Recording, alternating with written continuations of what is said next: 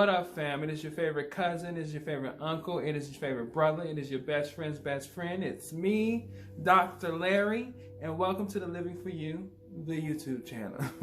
Welcome back. This is going to be that part 2 that I promised you guys, and so that to our Iyanla Fix Our Life review of the family airing out the dirty laundry. But just as a reminder for those of you who don't know, I am Dr. Larry Smith. I am a certified life and spiritual coach, amongst other certifications. You can find out all that you'd like to know about me at www.liveforyoucoaching.com. Once again, that is www.liveforyoucoaching.com.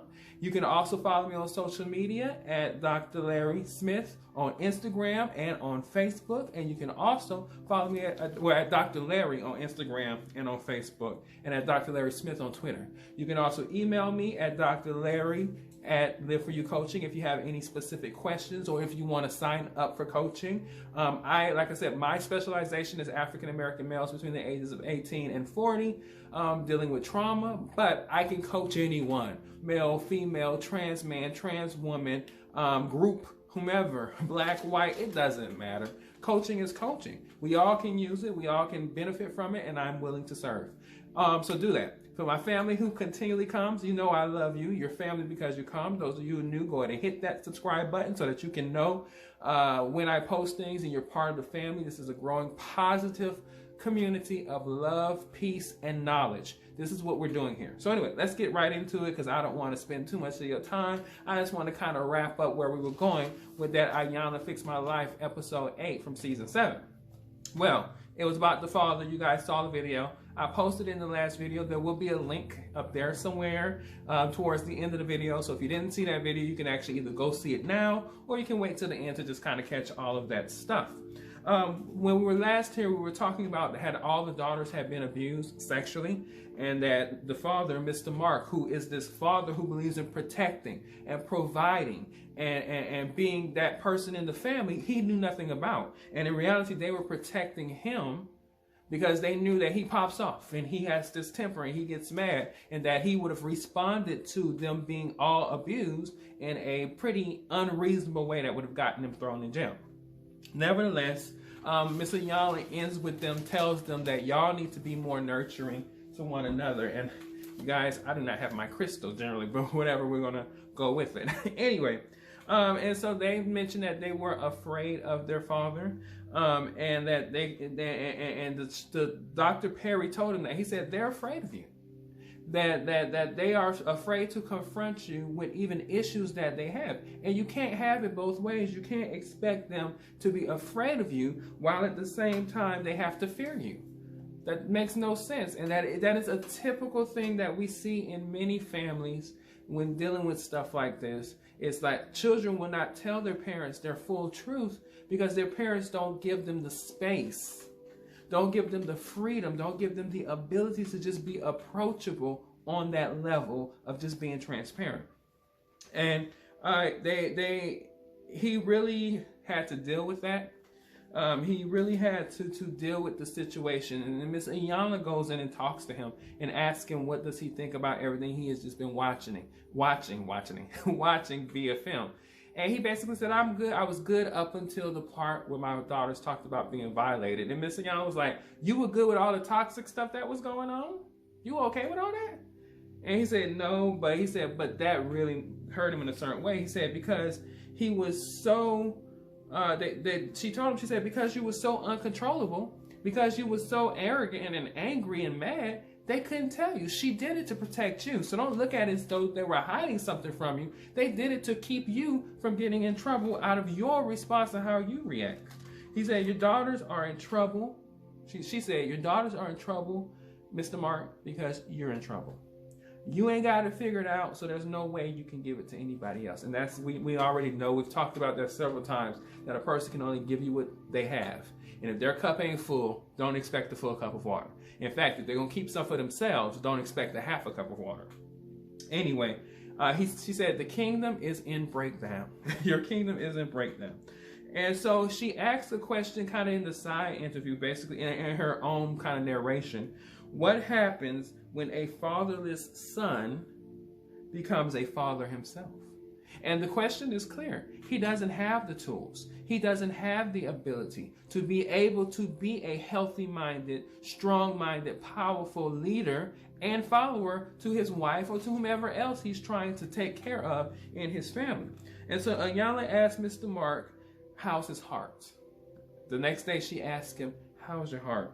And he goes, the conversation was, he deals with his boys in a tougher way because he wants to make them men. But what he doesn't understand is that a man ain't about necessarily just what you do. It's about where you come from the inside. It's about how human are you. It's about how vulnerable are you. How open are you to wisdom and counsel of others. That's what makes a man. And so he says he's trying to make them tough, but this is something he has in himself. And she points out to him, she said, you hold this belief as something wrong with you. So what you're doing is you're acting out of what you think about yourself, and you're projecting it and thinking that it's a positive thing when really it's just you acting out of a negative that you hold about yourself.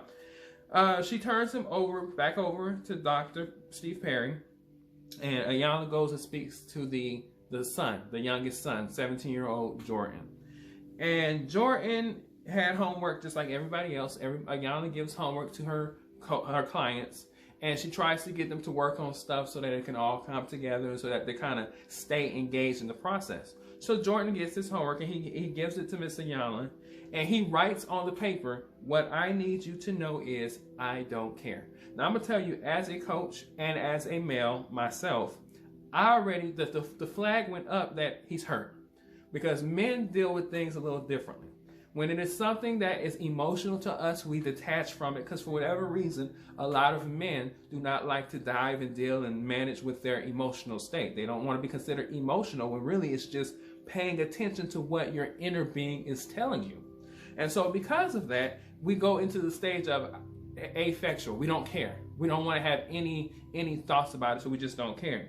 And he says, growing into a man, Miss Iyanla tells him, growing into a man, the one thing you don't want to be is a man who don't care and who doesn't care. And she doesn't go into details about that, but I would tell you that a man who doesn't care about life, about a situation, about his family, about his experience, is a man that's going to be a toxic man in a relationship. That's going to be a toxic father. That's going to be a toxic husband. That's going to be a toxic partner, boyfriend, whatever, because he doesn't care. If you don't care about your own life and you don't care about your own family, how are you going to give a care or a damn about anybody else's life that you're trying to get intimate with or that you're trying to take care of? And she said, Dr. Perry talks to Mr. Mark, who's also watching, and he says, what's worse than hate is ambivalence, the act of not caring, right? Hate can be managed. Ambivalence means you somewhere beyond hate, that it's just you're intentionally trying to make it not affect you in any kind of way. Jordan does not care, as he was saying. And you can see on his face that he was wounded and that he was hurt, but he was trying to put up this front. And Miss Iyanla is very good at talking to people on the level that they are, which is a good character trait of a life coach, to talk to people on the level that they are so that you're able to get beyond those barriers of even the defensiveness of a non-caring teenager, because you know how teenagers can be. We've all been there. Some of us are still there. Y'all know how y'all are, because I know teenagers are watching this too. Y'all know how y'all are. We know how y'all are, because we were like that back when we were y'all ages. And so Jordan said he just wants to be a good man. And so Miss Iyanla asked, who are you modeling that after? What man model do you have that you want to live up to, that you're trying to be? And he says, no one, myself. I'm a man. You're 17 years old. I'm a man. She laughed. Just like I laughed, she laughed, because, I mean, you're a 17-year-old boy. Men generally, barely as men, get into ourselves until about probably 26 or so, you know, and some later. It just takes certain development things and certain character things that moves us into manhood, from boyhood or from young adulthood into manhood. Here, this 17-year-old boy, his response to saying he doesn't care proved that he is no example of what a man is. But he's 17. What else can you expect from a 17-year-old who's been wounded? And so she asked him, she said, well, why wouldn't you model your father? If your father's a man, why wouldn't you model your father? And Jordan says, he says, well, I don't want to be like him. He said, because his father is not the epitome of a father. He's not the epitome of a good man. Everything for him is about money, what he gives. Remember, we talked about it last time. If you watched the video last time, everything's transactional with him. Everything's transactional. So he thinks the more he gives and the more he provides, he's giving love. My gentlemen, or even my women, but definitely my gentlemen, providing is not love. Providing is not nurturing. Providing is not affection. You have to be able to do more than that to be a complete person. It doesn't mean that providing isn't a good thing and that it shouldn't be done as the family's father or the head of the household or the man of the house or the woman who is taking that responsibility. But you have to know that that's just one level of fatherhood, motherhood, parenthood, providing. But there are so many other things. And obviously, Jordan at 17 years old was perceptive enough to pick this up. He said it depends on the day. He doesn't feel safe around his father after Miss Iyanla asked him because his father had threatened to kill him and his siblings. And Miss Iyanla was like, your dad threatened to kill you? So of course he wouldn't feel safe. And she asked, did you believe him? And he said, kinda. Depends on the moment. Kinda, yeah. My dad's temper is capable from going there to possibly where I feel unsafe around him. And so next thing you know, Dr. Perry was talking to Mr. Mark and was explaining to him, y'all went from being a father and son relationship while y'all fighting each other, trying to prove your manhood, boasting out your chest, trying to physically fight each other. Y'all went to two dudes on the streets. He didn't say it quite like that, but that's what he was ultimately saying. Y'all went to dudes fighting each other. Two dudes, random dudes just beating each other down as though there is no intimate relationship of father and son in this interaction. And really what was happening is it was Mr. Mark fighting his younger self. Oh, catch that. Right? It was Mr. Mark fighting the younger self that he didn't like, that grew up into the man that he is, but he didn't catch that. And it was Jordan fighting the man that he doesn't want to be. Everything has a reason on a deeper, more intimate, more emotional, more feeling level. You just have to take notice of it before it goes too far. And so Mr. Iyanla said when a young man has a breakdown with his father, he becomes a man in breakdown. It's inevitable. Because the father is who you're supposed to look to. That is your protector, your provider, your nurturer. 1/2 of your nurturing. And when he's in breakdown with him, you're a broken man. Literally. And so he asks, Miss Iyanla asked Jordan, what do you want from his father? And Jordan says, time. When he said that, what went off in my head is this is a little boy. This is a little boy who is not getting the nurturing, the love, the compassion, and the time he wants from his parent, his father. He wants to be loved by his dad. He wants to spend time and grow into knowing his dad. And that is the want of all boys. Even though a lot of men are mama's boys, we look to our dad as examples. And if our dad isn't giving us the quality examples that we need, there is still a loss. There is still something we feel we're missing on the inside. As men, Miss Iyanla said this. She said, as men, well, it was actually Dr. Perry who said this. He said, as men, we say we don't care because we don't want to be vulnerable. Didn't I just say that? We don't want to feel it. We don't want to touch it. So instead of touching it, we say we don't want to deal with it. So we just say we don't care. But we really care, right? We really, really, really care. And so Miss Iyanla brings them all to the table. She brings the tea table, and she, after the sisters and all of them, not the father yet, but she brings them all in there. And she talks to them, and she tells them that your daddy has been crying. He has been very vulnerable. He has been receptive, or at least trying to be as receptive as he possibly could be. They didn't believe him, but she was like, it's true. He has been. He's trying. He's trying to grow and try. He's showing potential. And so she gave them assignment. She said, I want y'all to write letters to y'all daddy. And they were like, oh, no, I can't. Half of the things I feel about him and what are the things, see, like I said, he was unapproachable. He had created fear as opposed to nurturing and receptivity. And so they was like, no. But she was like, just do it. She's like, just do it. Because that is very important for you to express how you feel authentically, openly, and safely to your father. Then she goes back and talks to the wife. She goes back and talks to the wife, and she wanted to see where she was at. Because last time we left the wife, she was not even certain whether or not she wanted to stay in this marriage. She was not even certain whether or not she had the tools needed to continue the path that she was on. She just know that what this was for all these years had to stop. And so Miss Iyanla was like, clarity is the first step to making self-supported choices. You need to know where you are, where you're going, and why you're going there. Clarity. She said your marriage was transactional. And she said, as Miss Iyanla said before, you were being a hoe. But that's not what you clearly want. She said, that's not what you want, Miss Janelle, but you've checked out. And in order for this relationship, this marriage, this thing to continue, you got to check back in. And that's where Miss Jamila's work was to check back into her marriage if she really wanted. She said, you stayed for the money. And we accept less than we are to be comfortable. And women do that all the time. And she said, yes, women do that all the time. How many of you women, you moms, you daughters, you girlfriends, you sisters, you aunts, you grandmothers, you sister girls, how many of you accepted the toxicity of a relationship only because the guy was providing? But you were willing to accept all the negative about him because he was providing. Women like providers. So of course, if it's comfortable, I can stay and I can manage through it, but you're not happy. And Miss Jamila obviously wasn't happy. And then Miss Iyanla asked her a direct question. Are you abused? Are you an abused woman? Like, are you hearing the signals? Are you feeling the signals? Is your intuition telling you that you're an abused woman? And she said, yes, yes, yes, yes. And so Miss Iyanla did something which she typically does, and it's a good coaching practice, is to talk about your own personal experiences. Not to have to go deep, but just to build some type of rapport with the people you're working with. She said, I was an abused child. All my life, I was abused. I grew up in abusive situations. I don't tolerate abuse of any kind. It's a no-go for me. You have to get to that place. You have to get to that place.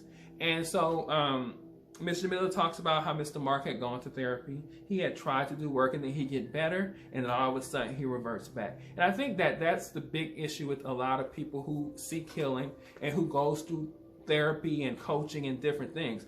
It's about being able to sustain what you've gotten out of the therapy, or what you've gotten out of the coaching. You got to be intentional not to backslide. I know my religious folks know about backsliding, right? Going backwards when you're really trying to progress, but it has to be an intentional thing. You have to measure where you're going and why you're going and why you've made progress in the first place. And remember where you come from so that you don't backslide. So apparently Mr. Mark backslides. And Iyanla told her he can't get to that throne without his wise counsel from his queen. And so you have to clear it up. You have to figure out what you need and what you want in this relationship. You have to be clear so that you're able to get through and y'all can get to the next level. Because if you're not wanting to do this, then y'all need to go part ways. She said, I'm not trying to break up your marriage, but you gotta be clear about where you are. And in life, you have to be intentional. You have to know where you're going, why you're going, and what you plan on doing. Living a life without any intention is living a life, to me, void of soul. You're just existing, and all the winds of change that blows around you moves you in any kind of way, and you wind up realizing far down the road that you weren't happy. But if you choose to be happy now, if you live in intention now, you can live a life of intention, but you got to be clear. You got to know where, why, and what you plan on doing. Anyway, so Dr. Perry and Miss Iyanla brings them together to discuss it. And Miss Jamila tells Mr. Mark that she is abused. And she goes into that situation and she feels like she does not have the ability to support him and that she needs him to let her go. Now, he heard something different. We'll get there in a second, but he heard something different, but she was like, I just need you to let me go. In order to heal, there has to be a willingness to accept good advice. That's what Mr. Iyanla tells them. And so she sends them and gives them their own assignment to do their own things, and they go for the day. Well, it turns out that prior to coming to the show, they had a secret agreement and arrangement not to talk about the abuse and the problems that they had in their marriage. So how do you go for the healing, but you want to hold back from being fully transparent about what you need healing from? Now, that's a common thing too, because as a coach, as a therapist, as a psychologist, a psychiatrist, sometimes clients aren't fully transparent, and I know for me, when I was going through therapy, when I needed, over 10 years, I went through therapy as often as I could afford and got for free. What I learned is just to lay it all out on the line. Even if it wasn't comfortable, just put it all out there so that I can get clarity about what I am thinking and what I am feeling. But so many people restrict things in an attempt to try to create the narrative that they want the therapist or the coach or whomever to think about them. And the reality of it is, we don't care. We don't care about who you are. It's not a judgment. There's no judgment. This is a safe space. This is a place for you to be free and able to openly express and acknowledge who you are. So to hide stuff is just kind of the cardinal sin. And of course, Iyanla kind of chastises them for that. You can't get mad because you came for healing and you hid stuff. Hiding information does not help in your healing process. It doesn't help. But that was something that else they need to do, because he went and lashed out on her, and they had to break that down, that you made up an arrangement that you shouldn't have in the first place. So she did what she did for her healing, and you didn't want her to get to her healing because you wanted to make an arrangement to protect your ego. Anyway, so we have a situation in which the son and the father sits down, and Dr. Perry talks about how the son sees the father as a child, but he doesn't see him as the human being within him, right? And at the same time, Miss Iyanla is talking to Miss Jamila about what it means to be a wife, and do you see yourself in that situation?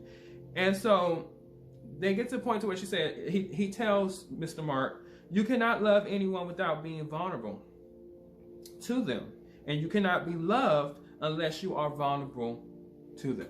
But either way, you got to be vulnerable.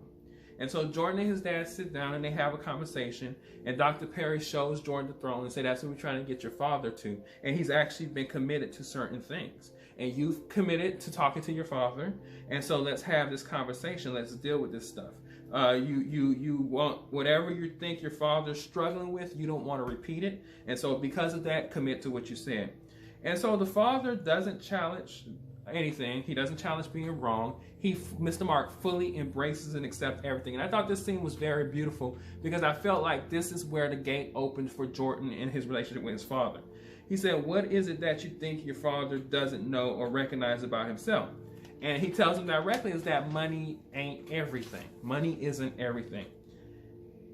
And by the end of the conversation, Mr. Mark wanted to make sure that he didn't want his child to fear him. He wanted him to understand how he feels. His dad was busy, and he had been beating himself up because of what he had been through as a child and pretty much taking it out on his family, especially on his son. That's the only way he knew how to show love. He was only giving him what he had to give him. The son was proud. You can tell Mr. Mark said he knows that his son is smarter than him. And he said, I can tell, I wish I was half the man that you were when I was your age. And you can see Jordan's face like light up. He was like, oh my God, my dad called me smart. Oh my God, my dad said in some words that I'm a better person than he was, that I'm on a better path than he was. And that was all he needed. He needed that confirmation that his dad saw him and loved him and wanted him and respected him. And his dad really just wanted that same thing from Jordan. But Jordan's a 17-year-old. You can only expect what you get from them, right? If you give them the love and the attention and the nurturing, they're going to give it. And so the episode begins to wrap up. Like I said, Iyanla brings them all, and they're able to read their letters to their dad, and he reads his letters to them. And what I see in the letters is a growth on all of them. A willingness to forgive, a willingness to try to learn more, a willingness to do better. And that's the big aha from it. There was a willingness to try to do better. This is not a pill that you take and all of a sudden overnight you just everything better, but you're on the path. You're taking steps, right? Actions are being seen. What are you going to do better from now? And it was the same thing with the marriage. They talked about the marriage, brought them back together, and basically she said she just needed to, I don't want to divorce you. That's what he heard, because he was heartbroken by that. I don't want to divorce you, but I need you to give me space to be. Don't be that aggressive person you were in that video acting like you run everything. Give me space to be. Give me space to be me. Give me space to talk and to communicate and to grow as my own individual. And so they were doing the work. And like I said, it ended on a to be continued because we found out grandma has issues with wife and with the youngest daughter, and there's some other stuff there. So it wasn't completely resolved, but you can see that there were things turning. And my hope is that those things that are turning turns into more healing, or at least the ability to go back and get more help if they need more help to continue the process. But see, these are what we're seeing in these families. All families have breakdowns.